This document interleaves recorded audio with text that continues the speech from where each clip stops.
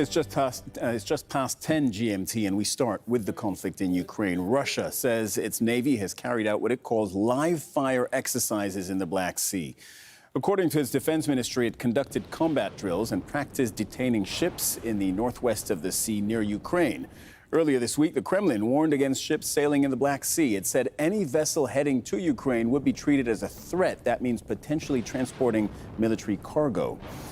Yulia Shapovalova joins us from Moscow on this. Yulia, in the past few moments, Russian officials have been responding to Ukraine's threats against Russian ships in the Black Sea.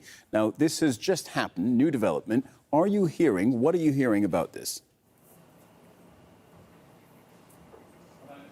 Yeah, just a tiny development indeed. And, well, we all remember that after Russia pulled out of the grain deal, the Ministry of Defense announced that starting from July the 20th, all vessels following through the Black Sea to Ukrainian ports would be perceived by Russia as potential carriers of military cargo. Therefore, all ships sailing to Ukrainian ports would be considered involved in the conflict and supporting Ukraine. And now we've got reports that the Black Sea Fleet also conducted military drills, as they say, to isolate the area marked by Russia as the area temporarily closed to navigation.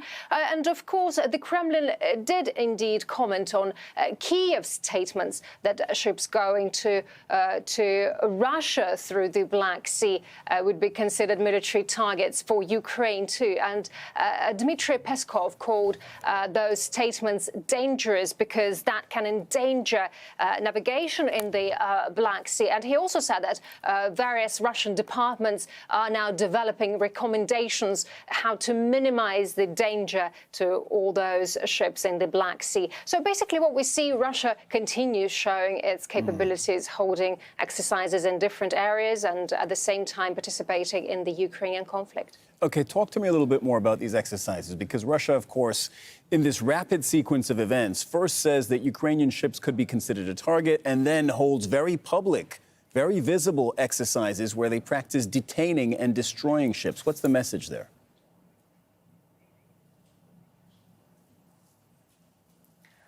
Well, basically, the message is that Russia wants to keep its word, and basically it's showing off the whole world its military might, because not just the drills in the Black Sea that we've been reporting, but also other military drills involving the Chinese fleet are taking place in the Sea of Japan right now. So basically, the forces are fulfilling their tasks and trying to basically carry out some military exercises and destroying some mock enemy, as they call it.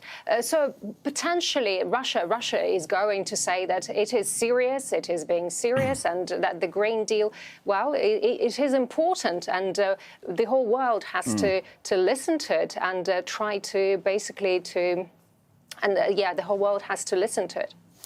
All of this has been triggered by the fact that Russia a few days ago pulled out of the grain deal with Ukraine, this deal mediated by the UN and Turkey that allows Ukraine and Russia in the deal to export grain and fertilizer. Now, Vladimir Putin, interestingly, is leaving the door open to actually reviving this deal, but on certain conditions.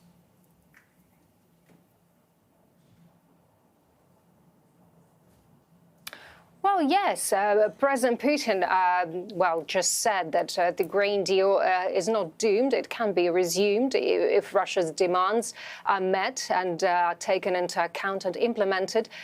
Basically, Putin reminded that Western countries had to lift sanctions on Russia's grain and fertilizers supplies to the world markets. And also he said that the West has to remove some obstacles for Russia's banks and financial institutions that provide services for the grain supplies and within the grain deal, and their connection to the SWIFT payment system as well. So the resumption of supplies of components for agricultural machinery is also important for Russia.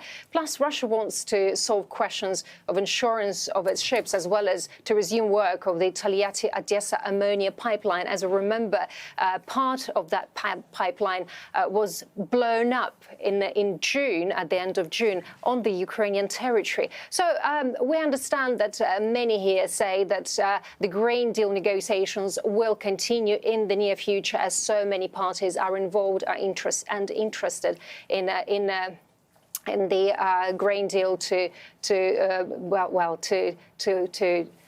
in the grain deal to exist. Yulia Shapovalova reporting from Moscow. Thank you very much.